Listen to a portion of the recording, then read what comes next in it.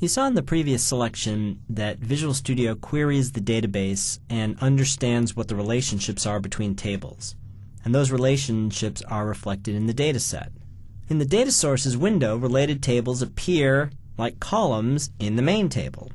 So for example, orders and order details, the order details table will appear as a column in the orders table. And if you drag that related table onto the form, then Visual Studio will create a binding source and a table adapter for you, and now that table on the form is the related version of the table. And so you can build data entry forms that have one-to-many relationships using drag and drop data binding. Let's see how. I'm in Visual Studio and I have the data binding techniques solution open. That's the project I created in the previous section. And here's the products form I created by dragging the products table from the data sources window onto the form. And this form shows information from one table, but just as often I'll want to show information from multiple tables. So what I now want to do is create another form in here that will display a one-to-many relationship. And I'm going to rename this from Form 1 to Products. And I will rename, and what Visual Studio will do is rename not only the file, but also the form. And now I'm going to add another form called Categories. And on this form I want to display categories and the products in that category. So I'm going to drag this Categories table onto the form. Before I do, let me expand it, and we can see that there's an ID, a name, a description. The Categories table has a picture, but by default Visual Studio is not going to create a control for that, but I can ask it to. So I'll expand the picture column and set the control type to picture. Then I'm going to drag categories onto this form, not as a grid, but as individual records. And when I do, Visual Studio creates the components that we saw in the previous section: the data set, a binding source, a table adapter, a binding navigator, and the table adapter manager. Okay, so now what I'm going to do is do a little bit of rearranging. I'm going to make this form 600 wide and 500 tall. I'm going to make category name bigger. I'm going to move the picture up here and get rid of this label, and then I want the description to not only be wider but also taller, so I'm going to set the multi-line property to true, drag this down a little bit. Then for the picture,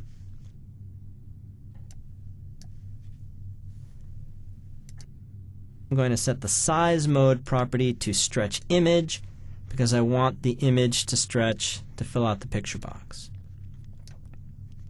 Okay, so now in the bottom half of the form I want to see the products in that category. Well, if I dragged this products table from the data sources window onto the form, it would display all of the products. But I want this version of the products table, which appears as a column in the categories table, instead. And so I drag that onto the form, and now I'm going to do a little bit of configuring here. If I click this arrow here, I get the Data Grid View Tasks pop-up. I'll select Edit Columns, and I don't want to display all of this information. I don't want to see the product ID, or the supplier, or the category, or units on order, reorder, level, or discontinued. I just want the product name, the quantity, unit price, and units in stock. And I also want to make some of these columns a little wider. I want the product name to be 200 wide instead of 100. I want the quantity per units to be 150, and the unit price to actually be a little smaller at 75. And now I'll click OK. And then I'll just widen this so it displays all of the information. Good. Okay, I'll save this. Then I'm going to go into program.cs and specify that I want the categories table to be called when the application starts. Now I'll run this. Here's my categories form, and as I scroll from category to category, I see only the products in that category. Why is that? Let's go back to the form's design view and see why. When I dragged the products table onto the form, Visual Studio created a binding source for the products table and a table adapter. And notice that the products binding source is not set to the products table, it's set to the products categories relationship. And then this grid is getting its data from the products binding source. So because the binding source uses the built-in relationship between categories and products, it only displays in the grid the products for each category as I scroll back and forth. And then because the Save button calls the table adapter manager.updateAll, any changes to either products or categories will be saved. So let's save this product name to chai tea. Let's change this description to teas, more teas. And now when I click Save, the Table Adapter Manager sends the changes to both the category and the product table. I can exit, come back in, and see that that's true. So you saw in the previous section that you can use drag and drop data binding to create data-bound forms to display information from a single table. You can also use drag and drop data binding to create a data entry form that has data from more than one table. And the form will respect the relationship between the parent and child tables and show only the child records for each associated parent record. And again, you don't have to write any code to make this happen. We just looked at a form that displayed data from two tables, and the binding sources on the form accounted for the one-to-many or parent-to-child relationship. And if we're just going to be displaying data from related tables, there's not much else to do. However, if we're going to be making changes to the data, then we need to think about referential integrity. Referential integrity is what maintains the parent-child or one-to-many relationships between tables. And referential integrity is enforced through rules. And there are a few rules that you have to live by in order to maintain referential integrity. One is that you can't add or change a child row if there's no associated parent row. So you can't have a product that belongs to no category, using our previous example. You also can't change the primary key of a parent row unless you also change it for each child row. So for category number 8, if you changed that to category 9, then you'd have to change the category ID on all the products in that category, because they can't be in category 8 if there is no category 8. And then finally, you can't delete a parent row unless you first delete the child rows. If you delete category 8, you'll now have a bunch of products in category 8, but there is no category 8. The way the Northwind database is defined, SQL Server is going to enforce these rules. So you need to enforce them in your application, because if you send an update to the SQL Server that violates one of these rules, you'll get an exception. Well, there's two ways that you can enforce referential integrity in your applications. You can write the code to respect these rules, or you can use the Table Adapter Manager. Now, the code to enforce these rules is not necessarily terribly complicated, but there can be a fair amount of code, and you might think to yourself, why should I maintain that? Well, happily, you don't have to. The Table Adapter Manager will take care of all of this for you. And what the Table Adapter Manager will do is it will send inserts, updates, and deletes to the backend database in the correct order to not violate any of these rules. Let's go see this in action.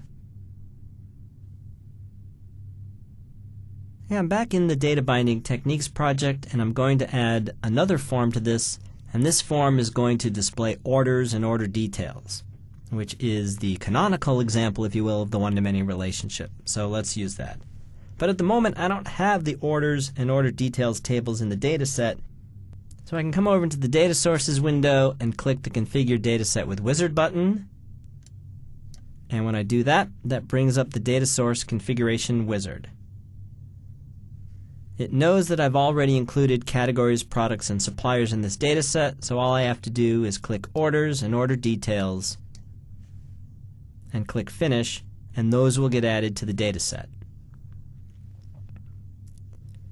This displays the Dataset Designer, and I can see Order Details and Orders.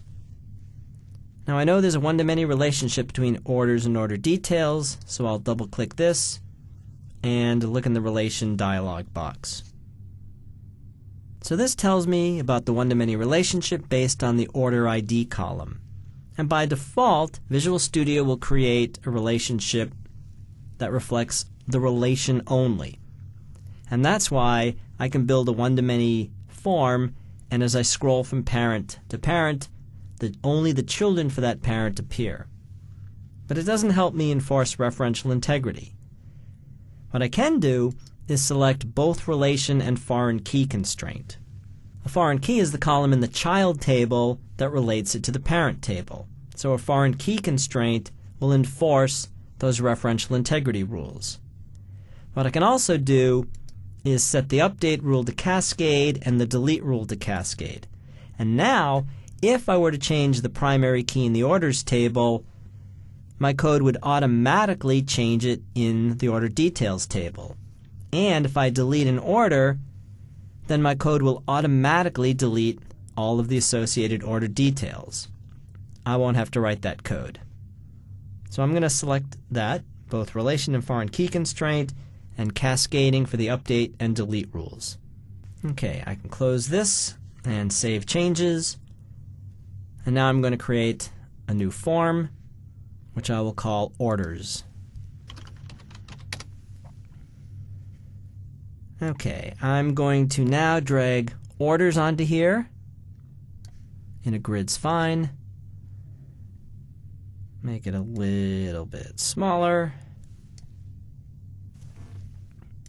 But make the form, I need to make the form a little bit wider. 600 wide will work. 500 tall. I just want to be able to see the required date. That's good. Okay, so here are orders. Okay, now I'm going to drag the related order details table, and this is the order details that appears as a column in the orders table. I'll drag that onto here as a grid and make that wide enough to see all of the information. I'm also going to make this a little bit shorter and make this a little bit taller. There we go. Good enough. Okay, so I have this form with orders and order details. Let's save this and let's run this.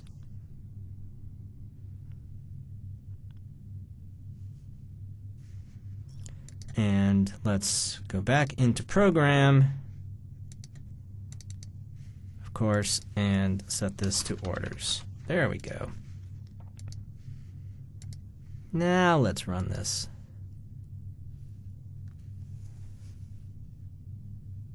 Kaboom! Failed to enable constraints. One or more rows contain values violating non-null, unique, or foreign key constraints. What is happening here? Well, it turns out that when you drag a table from the Data Sources window onto a form, Visual Studio creates this line of code here, calling the fill method of the table adapter for that table. So when we dragged orders on, Visual Studio added this code. Then we dragged the order details table on, and Visual Studio adds the fill for that before the orders table. That's just the way Visual Studio works. Now, by default, that doesn't cause a problem. It only causes a problem when you're enabling constraints, because what happens right now is we call the fill method of the order details table, and we bring down a bunch of detail records, and they're all orphaned, because we haven't brought down the orders yet. So we're already violating the constraints. There's a very simple solution to this, and that is to bring down the order's records first. So now we can run this, and here are the orders on the top, and as we scroll from order to order, there are the details. So just to be clear, what we just saw is not literally a bug in Visual Studio, it's just an unfortunate consequence of how Visual Studio writes the code, so you just need to be aware of that. Okay, let's check out referential integrity. Let's add an order. Let's come all the way down to the bottom here, and we'll click on this empty row. Visual Studio displays -1 for the order ID because we don't know what it's going to be. We'll enter RATC for the customer. We'll enter employee ID, 1's good enough. We'll enter an order date. Let's just be kind of sequential here. 6/1/1998, 6/5/1998. Now let's add some order details. I click in here. The order ID is also -1 because we don't know what it is yet. Product ID, well, let's say 5, price 5, quantity 5, no discount. Let's add a couple of these. Good enough.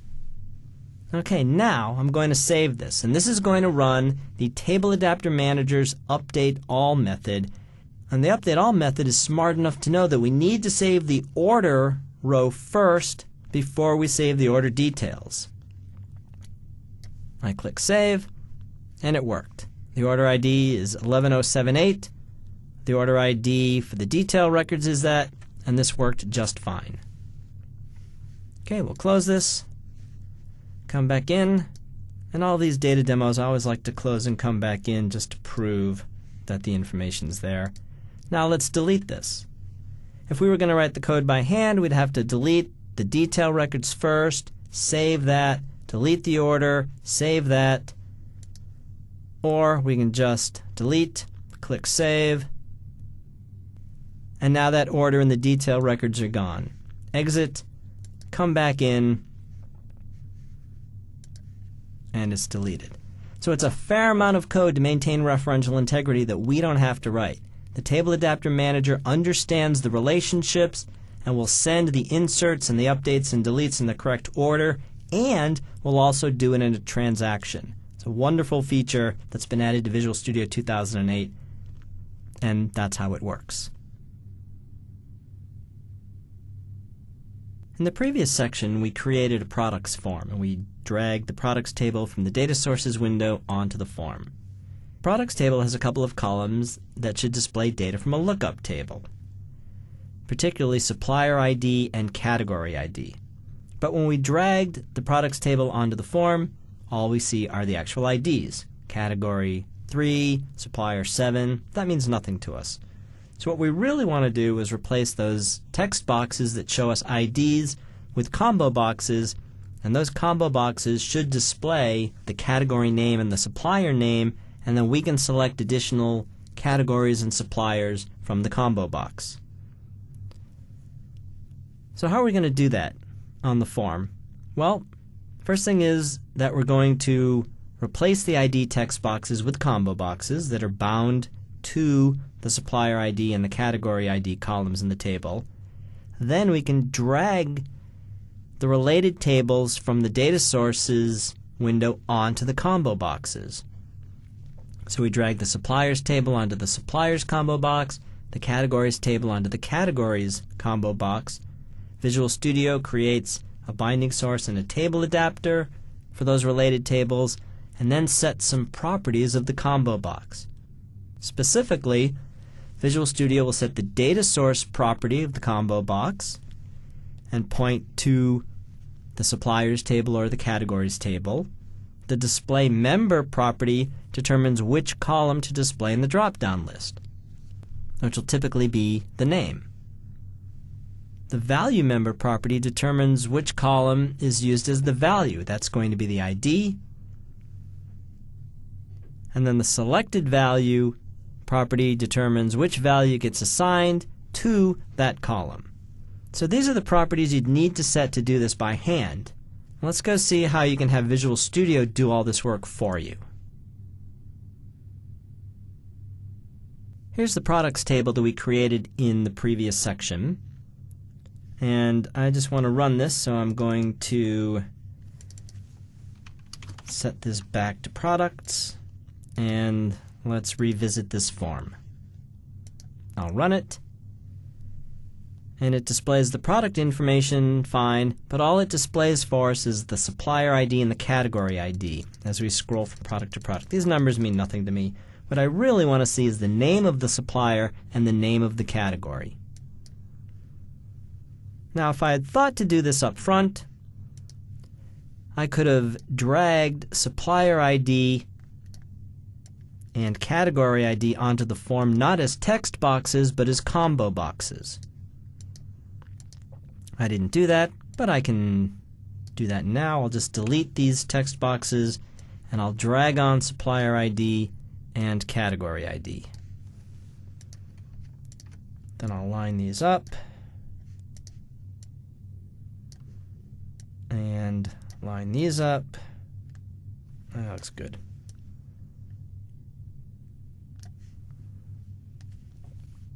Okay, well now if I run this, what have we accomplished?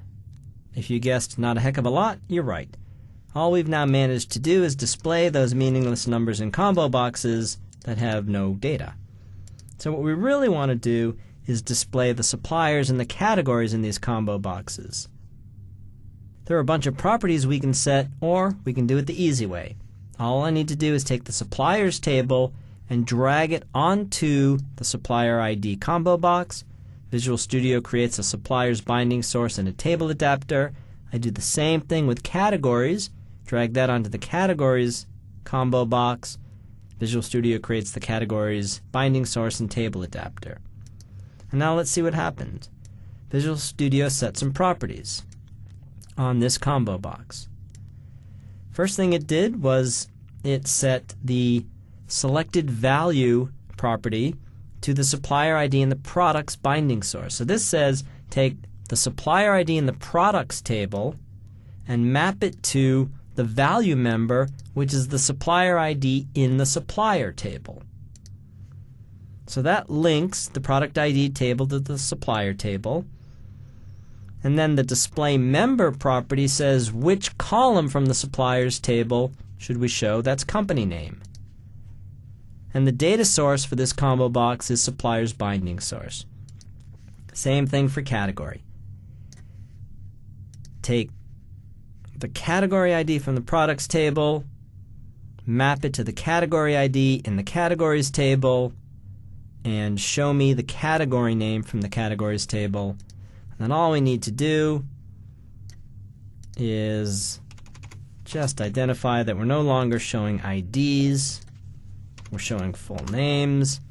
Let's run this. And now instead of seeing the meaningless numbers, we see the actual suppliers and categories. And if we add a new product, we can choose the supplier by name and the category by name. So Visual Studio knows what the relationships are. The data set knows what the relationships are. By dragging the tables from the data sources window onto those combo boxes, we can take advantage of that knowledge and display data from lookup tables by name rather than ID. And again, we didn't have to write any code. So far in this section, and it's also true in the previous section, we've created data entry forms that display all of the data from a table. Now typically what you'll do is you'll only want some of the data in a table to appear in the form. Or what you'll want to be able to do is locate a particular record, such as a particular product or products for a particular customer. There are a couple of ways that you can add search capabilities to a form. You can do it by hand. You can create a table adapter query and go into the Dataset Designer to do that, and that query will retrieve rows that match your search criteria. You can then add controls to the form that give the user the ability to specify that criteria, enter a product ID, enter a customer, select a customer from a drop-down list, etc. And then you'll write a little bit of code to call that query. You can also let Visual Studio do some of that work for you. You can use the Search Criteria Builder, and that's a one-step process for creating the table adapter query, and then Visual Studio adds controls to the form that give the user the ability to do the searching. You can create table adapter queries with the table adapter query configuration wizard. And you can use either a select statement or a stored procedure. And if you have the ability to create stored procedures, you can do that as well in Visual Studio, and then use those in a table adapter query. So your queries can return a number of rows or maybe just a single value. So for example, sales for last month for a particular customer. Your table adapter queries can also be data modification queries. Delete everybody who hasn't ordered from us in over 3 years. And then what you do is you name the methods that the wizard generates. When you create a data source, Visual Studio adds tables to the data set, and they all have a fill method. And that fill method sends the select statement to the server to bring down all of the data. If you're going to create a query to bring down only some of the data, you'll give it a name, maybe something like fill by customer ID to get the information for a single customer, or fill by country to retrieve all contacts in a particular country. Well, let's go see a demo of adding search capabilities to a data entry form. Here's the products form that we've been working with in this section. And right now, when I run this application and call up the products form, all of the products are retrieved from the server and are available in the form. Well, what if I want to do some searching? Maybe I want to show all the products and then search. Maybe I want to do the searching first and only retrieve some of the products. Either way, I need to add the capabilities to this form to retrieve only some of the product's information from the server.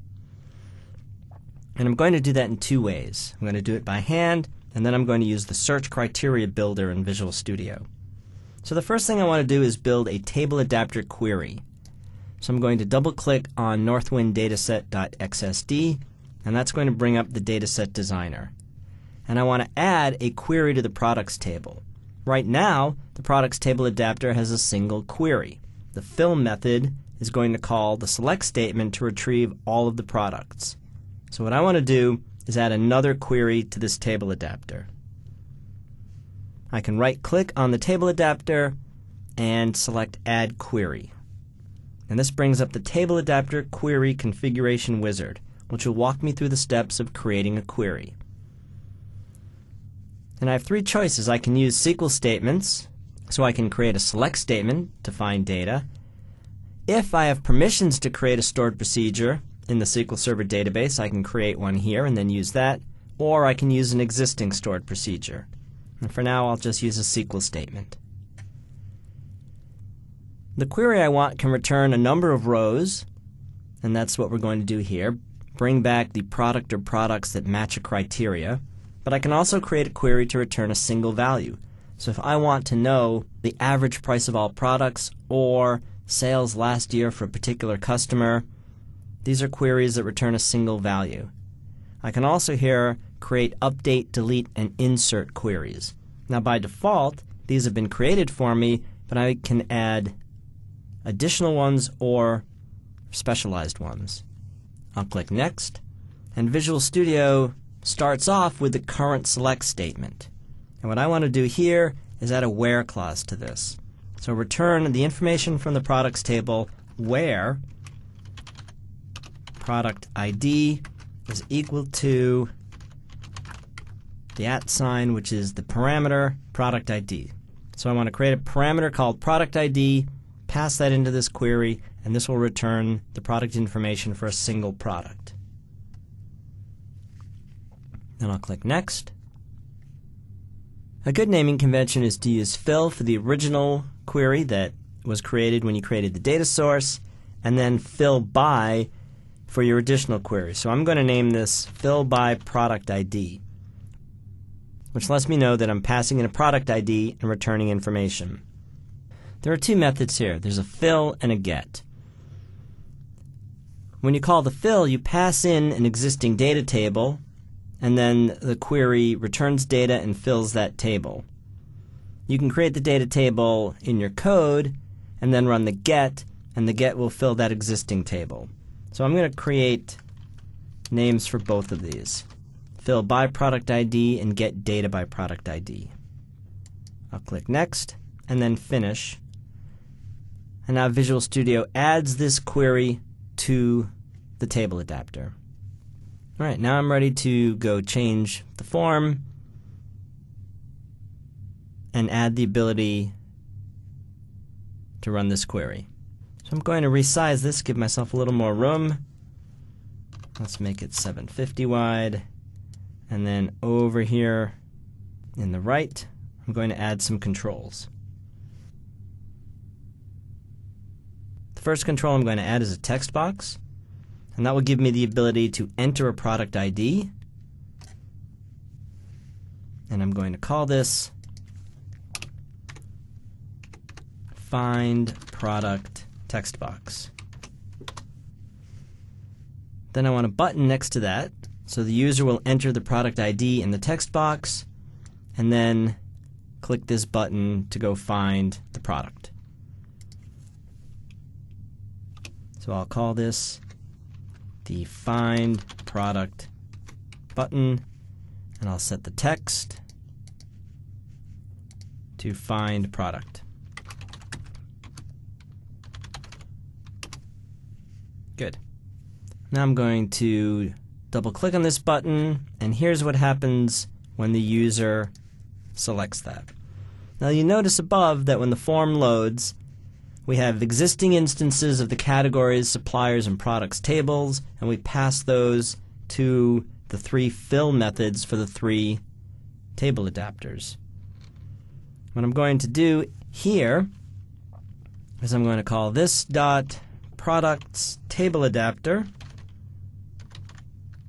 dot fill by product ID, and this takes 2 parameters.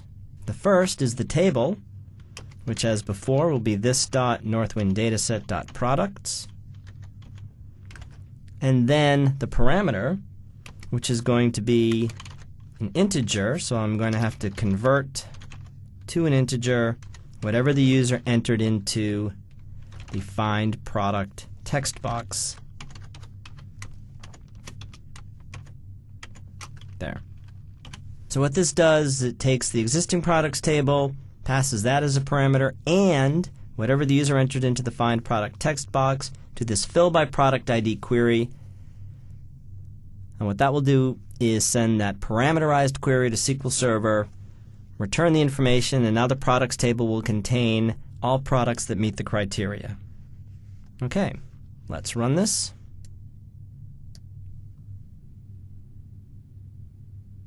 So when the form loads, we see all products.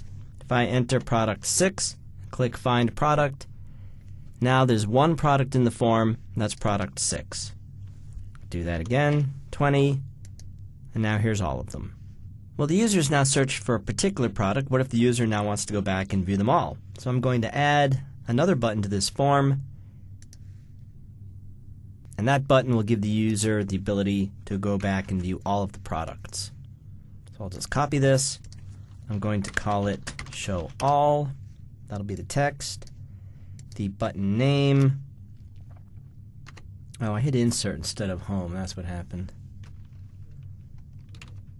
Show All button. Okay, and in the click event handler for that, I'm going to run the original query to retrieve all of the products. So here. So when the user clicks Find button, run the Fill by Product ID query. When the user clicks Show All button, run the original fill method. And now when I run this, if I view an individual product, I just get one. If I click Show All, now they're all back. So that's the first way to add a query to a table adapter and to give the user the ability to search on a form. What I'm now going to do is use the search criteria builder and show you another way to do that. Well, the first thing I want to do is I need a little bit of space up here. So I'm going to select all of the controls and drag them down a little bit.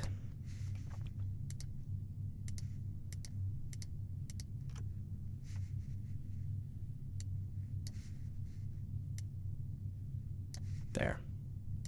That'll work. Okay. The reason is because Visual Studio is going to put some controls right there. Now in the Components tray, I'm going to find the product's binding source and click on it. And now I'm going to select Data, Add Query. And this brings up the Search Criteria Builder. And this dialog box will give me the ability to create a query, and then Visual Studio is going to add the controls. So I'm working with the products table. I'm going to name my new query Fill by Product Name.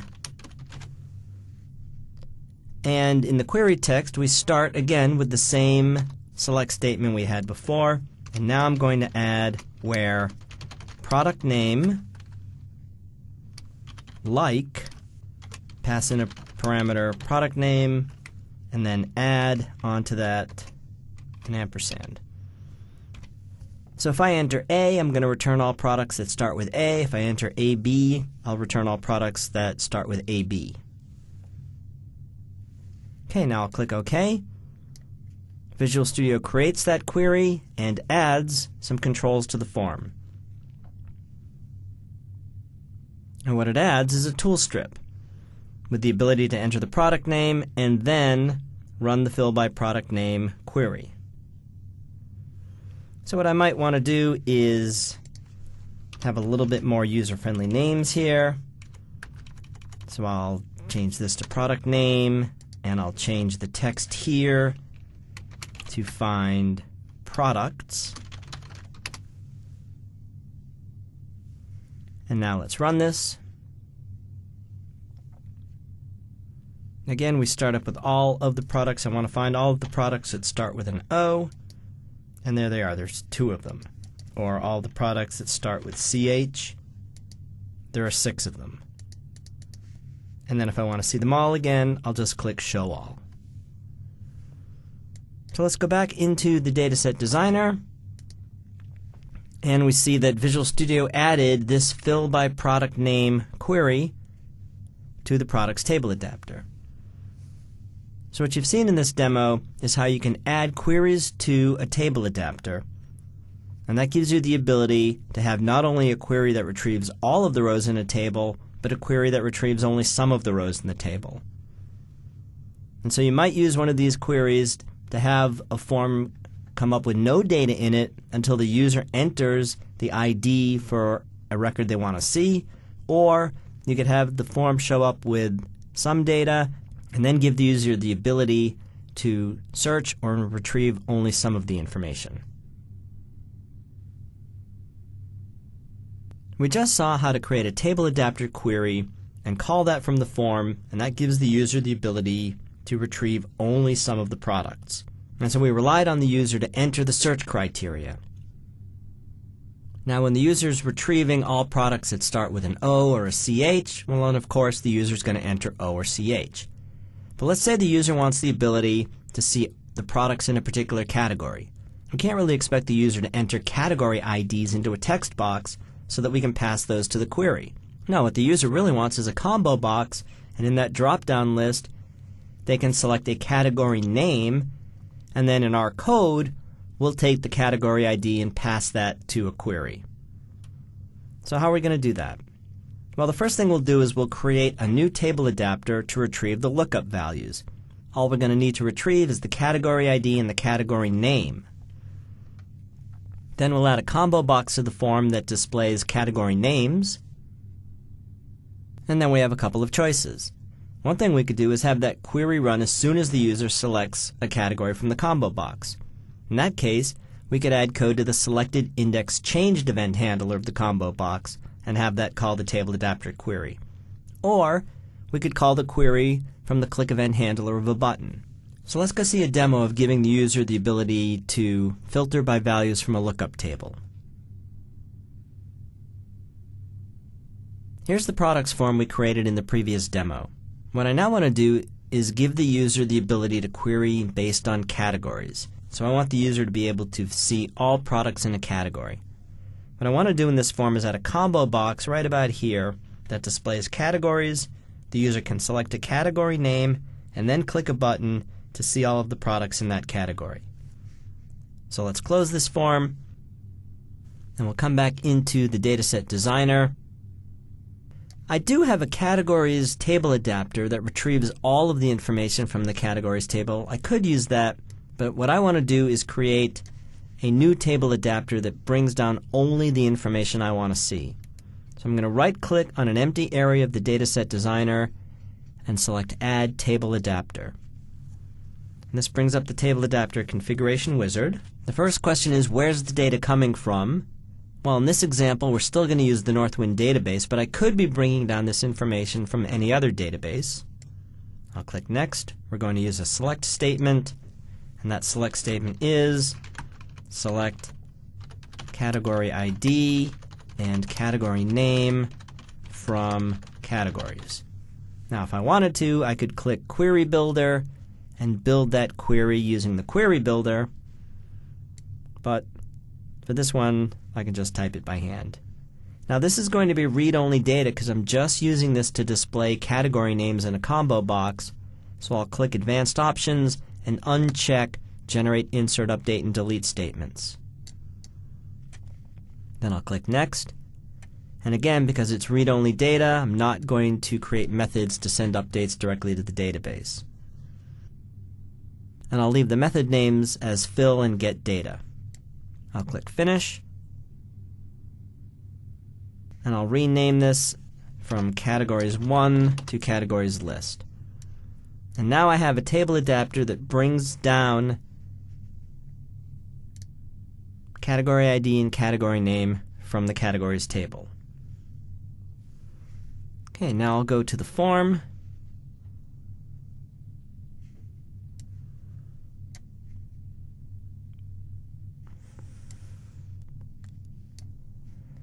And I'm going to add a combo box right here to display category names.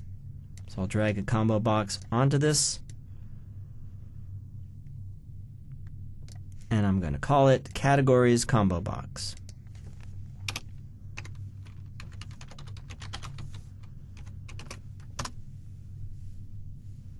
And then I'll add a button next to that. I can just copy this one. And this is going to say Find Products. And so it will be the Find Products button. And I'll set text to Find Products.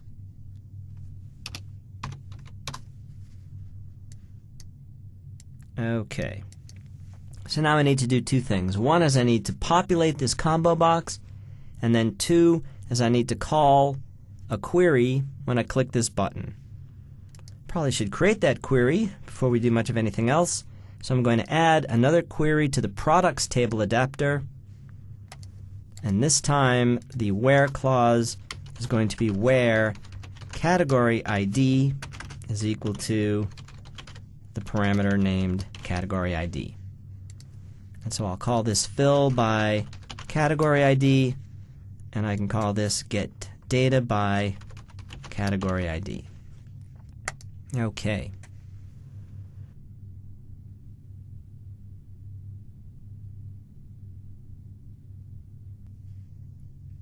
So now I can populate the combo box and call that query we just created from this button.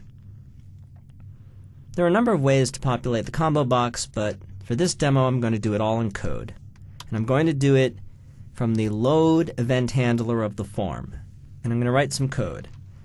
So I want a variable called the categories list table adapter, and it's going to be equal to a new instance of